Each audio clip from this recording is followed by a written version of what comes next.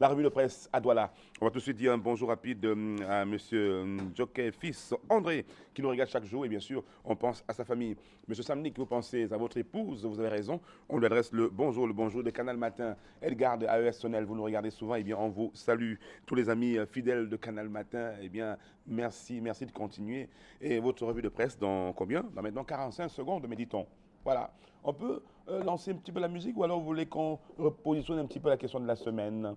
Voilà, tranquille. Donc on va remonter légèrement cette musique-là pour recevoir ici Christian Dobo qui nous livre l'essentiel paru ce matin dans les journaux. Et puis nous mettrons ensuite le cap sur Yaoundé. Déjà en place, les gars nous attendent. Tout va bien en ce lundi matin? Oui. Ici chez nous, tout va bien, pas de souci. Il fait même un peu beau. Tout le monde s'installe pour la revue de presse. Merci, on y est. Canal Matin, édition de ce lundi 23 décembre de grâce 2013, avec Christian Dobo. Bonjour Christian. Bonjour Jason, bonjour aux téléspectateurs de Canal 2. Merci de nous rester fidèles. On va dire aussi à vous bon début de semaine, comme on le dit à nos téléspectateurs. C'est une revue de presse que nous allons faire au pas de coup ce matin. Qu'est-ce que nos confrères de la presse écrite disent ce matin au sujet de l'actualité? Alors, on va d'abord s'arrêter en première une sur la grande titraille du quotidien Le Messager, qui revient sur cette réunification, quelquefois sujet à plusieurs controverses. Et pour cette édition du Messager de ce 23 décembre, Le Messager justement titre à la une, Wougli Massaga veut le boycott du cinquantenaire. Alors, c'est à lire en page 10, Wougli Massaga, qui veut le boycott, n'est-ce pas, du cinquantenaire, c'est à lire en page 10. Alors, nos confrères de ce côté-là, à la suite d'un entretien accordé au commandant Kissamba, évoquent quelques détails, n'est-ce pas, autour de cette volonté affichée de Wougli Massaga, n'est-ce pas, de boycotter la réunification, laquelle réunification se tiendra bien évidemment dans les prochains jours. On va revenir avec une actualité qui, bien évidemment, a marqué la journée d'hier. Elle était attendue, c'est la Coupe du Cameroun. La Coupe du Cameroun qui a donc livré son verdict à travers le résultat qui est apparu de ce côté-là. Et bien évidemment, c'est Yon Sport qui remporte cette Coupe du Cameroun devant Canon de Yaoundé. C'est en titraille, en toute petite une, du côté du quotidien Mutation, le quotidien Mutation, qui revient aussi à sa grande une sur ce verdict qui était tant attendu et qui finalement a été livré sur l'affaire Etundi Oyono. Et le quotidien Mutation, en page 5 notamment, croit savoir que ce verdict sonne le glas d'un désamour entre le ministre d'État Laurent Esso et Etundi Ngwa. En page 5 du quotidien de Mutation, l'affaire Bibi Ngota qui semble, selon nos confrères de ce côté-là, cacher la tension persistante entre ces deux personnalités. Toujours dans le quotidien Mutation de ce matin, la SOCAM revient au menu ce que Abba Oyono a dit au MINAC. On va donc essayer, en page 15 notamment du quotidien, de voir quels sont les arguments développés par nos confrères dans cette édition du 23 décembre au sujet, n'est-ce pas, de cette suspension qui avait été, n'est-ce pas, servie à Abba Oyono au sujet du déroulement des élections à la SOCAM de ce côté-là. Et puis, la crise centrafricaine, toujours au menu, notamment dans Mutation, cette crise centrafricaine qui évoque le rapatriement de nos compatriotes de ce côté-là, rapatriement assuré par le gouvernement, notamment piloté par le chef de l'État. On a vu ici le gouverneur de la région du littoral, Ofour et Moulin, le gouverneur de la région du littoral, qui a donc été, n'est-ce pas, là pour accueillir, piloter et diriger toute cette opération voulue et déclenchée par le chef de l'État en personne. Et puis, parlant toujours de la République centrafricaine, le Popolu, dans sa parution de ce matin, évoque le déploiement de l'armée camerounaise. Et pour le satirique de ce matin, le Popoli croit savoir, notamment en page 4, que le président de la République aurait fait encercler en premier les mines de ce côté de la RCA. Allez donc savoir pourquoi. Vous allez le découvrir en page 4, n'est-ce pas, de cette édition du Popoli. Tout comme le Popoli met aussi en avant la réunification dont on parlait tout à l'heure et le monument, en tout cas, la fièvre qui semble grimper de ce côté-là, et le Popoli évoque, notamment en page 6, quelques aspects de la préparation de cette fête de la réunification tant attendue. Alors, du côté de la météo qui est parue ce matin dans notre rédaction, l'affaire Bibi Ngota toujours revient, l'affaire Bibi Ngota qui revient avec ici la vérité qui a fini par triompher. La vérité, selon nos confrères de la météo, cette vérité-là, c'est à découvrir en page 4. Les questions autour de cette affaire, le verdict, les protagonistes, la météo semble développer et apporte son analyse sur la question. C'est une question qui est analysée de fond en comble par nos confrères là, c'est en page 4. Et enfin, la météo révèle aussi, justement, ce qui aura finalement fait la force de Yossa, le vainqueur de la Coupe du Cameroun. Yossa, qui a donc été le vainqueur de cette édition, la 54e du genre, l'édition de la Coupe du Cameroun, c'est en page 13. Quelques arguments, le jeu, les acteurs, mais aussi l'organisation autour de cette Coupe du Cameroun qui s'est tenue hier sous la présidence effective du chef de l'État. C'était du côté du stade Amadou Ahidjo. Alors, nous allons revenir avec la nouvelle de ce matin, de ce matin, qui parle de la guerre larvée entre le Sénat et l'Assemblée nationale. Alors, la guerre larvée entre le Sénat et l'Assemblée nationale, la nouvelle de ce matin semble justement revenir sur ce qui avait été annoncé par quelques confrères comme étant une guerre de tranchées entre ces deux chambres de notre Parlement. Et si on va revenir cette fois-ci sur le journal L'Équation, qui revient lui aussi sur cette affaire Etundi Oyono, à la suite du verdict rendu, L'Équation de ce matin parle justement de la découverte, d'après nos confrères, d'un fauteur de guerre tribal. Est-ce que le développement de cette affaire donne état de lieu des circonstances autour de ce verdict? On va le découvrir, hein, c'est en page 2 de l'équation de ce matin. L'équation, d'après nos confrères, qui semble vouloir être en accord avec le fait que le développement de cette histoire aura finalement permis de cerner la vérité. Et David Serge Behel, sous sa plume, évoque quelques contours de ce procès qui finalement aura fait couler beaucoup d'encre et de salive. Voilà pour l'essentiel de quelques journaux qui sont parus à notre rédaction ce matin. Jason Black, on va donc retourner du côté de Yaoundé pour la suite de cette revue de la presse. Exactement, Christian Dobo. Nous mettons le cap immédiatement sur Yaoundé. Là-bas, la rédaction a reçu aussi beaucoup de journaux et on va s'intéresser à tout ce qui donc semble faire la une ce matin. Yaoundé, bienvenue, vous avez l'antenne.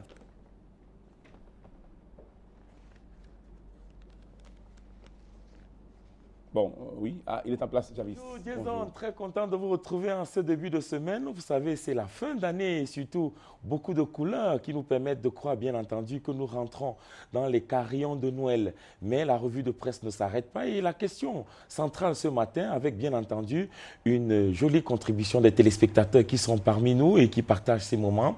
Alors, que nous disent les journaux ce matin? Information majeure, bien entendu, avec Cameroun Tribune qui était au stade Omnisport, le quotidien public, parle à la une pour ce lundi, le sacre de Young Sport Academy. L'équipe Yossa de Bamenda a donc remporté la 54e édition de la Coupe du Cameroun. C'était en présence du président de la République, Paul Biya. Lorsque Cameroun Tribune parle de SCAC, c'est-à-dire que la rencontre a été particulièrement disputée. Et d'ailleurs, en page 3, 4, 5 et 6 dans son édition de ce matin, le quotidien public croit simplement savoir que la parade, le défilé qui a donc précédé la rencontre a fait partie des éléments qui ont permis au président de la République de passer un joli moment au stade Omnisport. Après les tirs au but, 90 minutes âprement discutées, eh bien, Young Sport Academy, 4 buts contre 1 au tir au but, a donc remporté cette finale de la Coupe du Cameroun. D'ailleurs, les réactions du ministre Adoum Garoua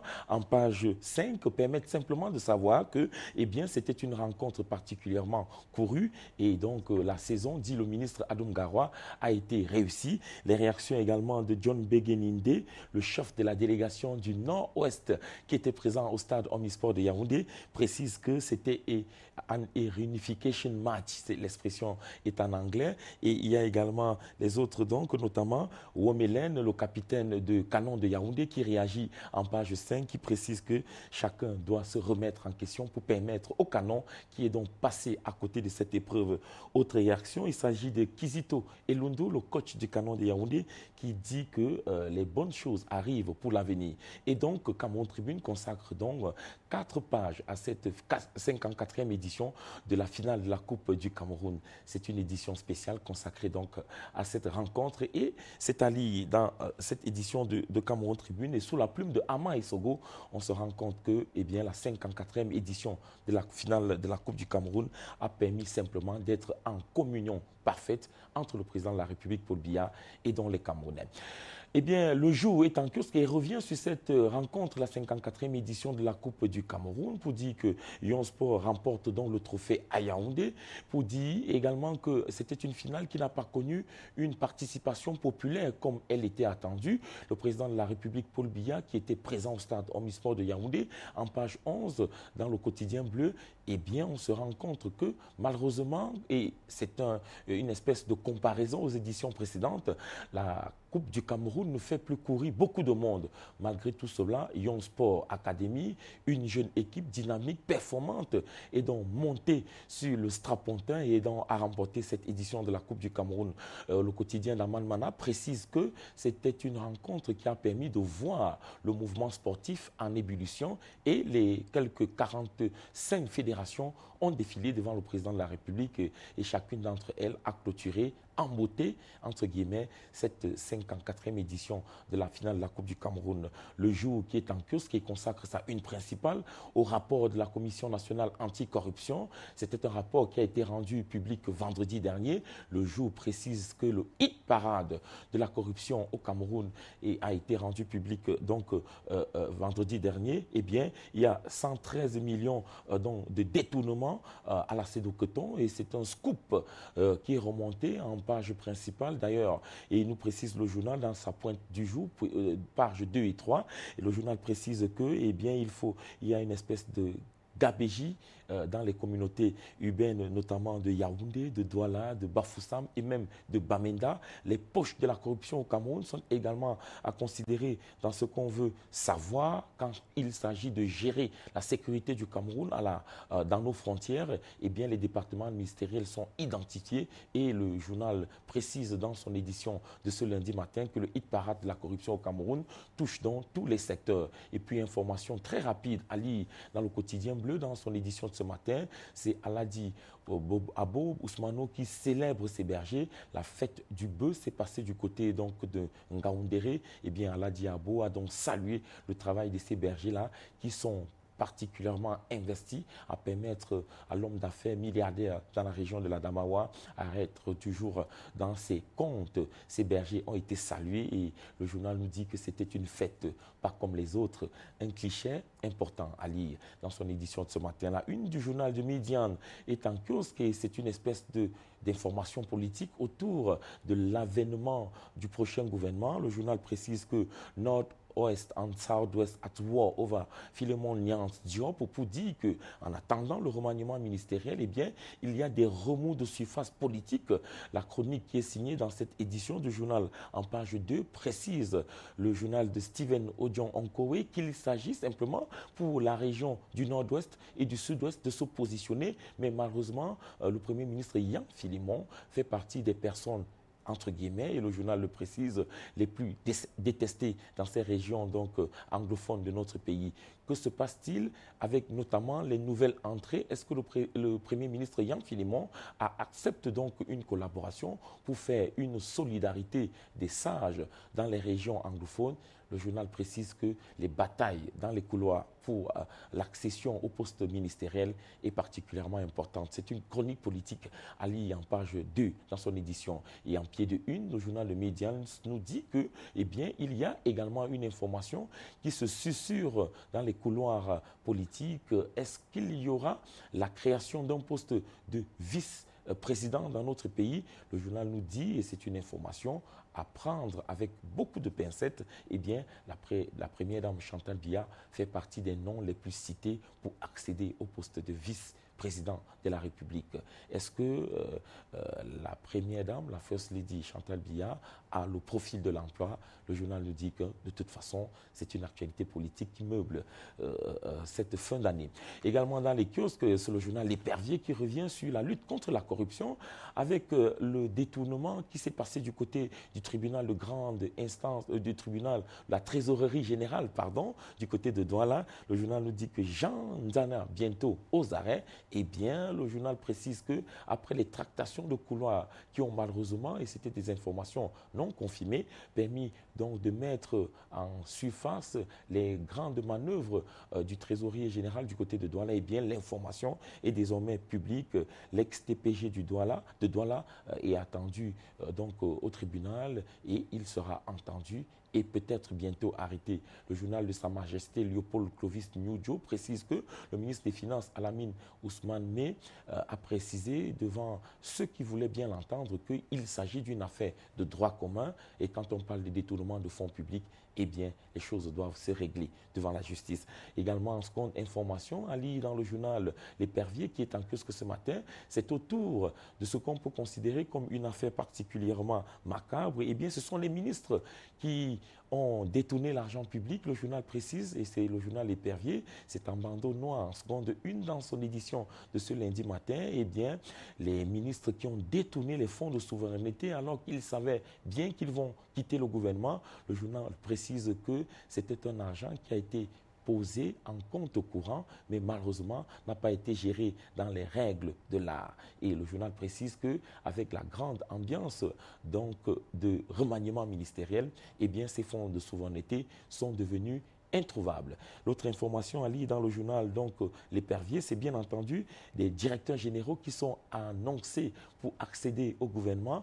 Le journal de Clovis Nyujo nous dit que les directeurs généraux qui vont participer au prochain gouvernement du président Paul Biya sont donc connus. D'ailleurs, les noms sont inscrits en page 11 dans son édition de ce matin et ils sont recrutés notamment du côté de Douala dans les milieux industriels.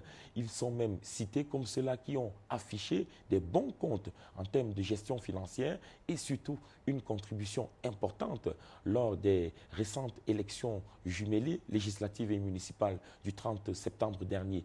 Quels sont ces directeurs généraux? Eh bien, ce sont les informations du Sérail, à lire dans le journal L'Épervier, en pied de une gauche rouge, dans son édition de ce 23 décembre. L'équation est en kiosque et c'est avec notamment l'affaire Etundi Oyono. C'est un sourcil pour un fauteur de troubles. Le journal dit que, eh bien, Emmanuel Etundi Oyono fait partie de ceux-là qui font donc l'encensement du tribalisme, mais la justice vient de lui accorder un sursis. On se souvient très récemment, et d'ailleurs c'était en fin de semaine dernière, qu'Emmanuel Etundi Oyono a été condamné à quelques 3 ans de prison avec un sursis de 5 ans dans une affaire notamment concernant le journal Le Devoir et la publication des pages qui n'ont pas été payées alors qu'il était directeur de la Maïtu. Le journal nous dit que c'est un sursis pour un fauteur de guerre tribal et que les choses, dit le journal L'Équation, ne vont pas s'arrêter en si bon chemin. Et en ce qui concerne justement Dan Poulo, qui est l'un des milliardaires camerounais bien reconnus, en pied de une, le journal L'Équation précise que, eh bien, il fait partie des personnalités les plus influentes et considérées avec le gros point d'interrogation. Amadou Dan Poulo est-il un danger pour la République? Le journal croit simplement savoir qu'avec une insurrection armée en Centrafrique, les remous de surface, eh bien, cet Camerounais-là, qui fait partie des hommes d'affaires les plus réputés, serait cité parmi ceux-là qui encensent les rebelles sur les frontières camerounaises. Amadou Dan Poulo est-il un danger pour la République? Grosse interrogation en pied de une dans le journal L'Équation qui est en kiosque. Le Monde professionnel, le journal de notre ami, bien entendu, Dieudonné Kenyé, est en kiosque et nous propose une lecture autour, bien entendu, de la signature tout récemment du contrat entre les médias et la CNPS, la Caisse nationale de prévoyance sociale. Le journal nous dit que la CNPS signe une convention avec les professionnels des médias, point. Mais 3 points de suspension, grosse interrogation. Est-ce que la Caisse nationale de prévoyance sociale sera en mesure de mettre en œuvre et surtout en application la convention collective qui a été signée il y a un peu plus de 3 ans? Le journal nous dit qu'il y a des grosses interrogations autour de cette convention qui pourtant, et c'est une précision que le journal nous ramène, pourrait améliorer les conditions de travail dans le secteur à la fois de la communication et des médias de façon globale. Le journal de Dieudonné Kenyé précise le monde professionnel que c'est une convention à prendre très au sérieux parce qu'il s'agit de regarder l'avenir du secteur de la communication avec beaucoup notamment, surtout de sérénité. Et on peut lire également, en seconde information, et c'est en pied de une du journal à liberté syndicale au Cameroun, c'est un dossier qui est consacré au monde professionnel. Eh bien, y a-t-il véritablement liberté syndicale dans le milieu professionnel, dans nos entreprises? Le journal précise qu'il s'agit pour les professionnels du monde donc, de l'Union générale des travailleurs du Cameroun, avec la parole à Isaac Bissala, qu'il s'agit de mettre en scène l'esprit de Oumniobé parce que l'esprit syndical, la liberté syndicale est un acquis qui doit pouvoir accompagner le monde professionnel. Voilà donc, Jason, l'essentiel des parutions qui sont parvenues à notre rédaction pour ce lundi matin. Ce n'était pas la grande moisson, mais ce qu'il faut savoir, c'est que du côté du boulevard du 20 mai, ici à Yaoundé, c'est la grosse ambiance. Dernière ligne droite avec le New Yafé, partenaire, votre télévision Canal 2 International. On vous redonne rendez-vous demain, mais prenez la température de la cité capitale. Très bonne journée à vous. Bonne journée à vous, Javis Nana, que l'on retrouve avec plaisir demain, toujours avec le même plaisir, je l'ai dit. Tout de suite, on va, pourquoi pas, oui, je rappelle, on est en train de chercher, on essaie de joindre Consti Eka depuis un bon moment pour nous parler de cette Saint-Sylvestre là-bas du côté du Méridien. Il est quelque part, peut-être on va tenter encore une connexion, on peut le retrouver même à son bureau si c'est possible, avec la magie de la technologie. Canal 2 toujours à la pointe. Donc tout à l'heure, on va la voir peut-être...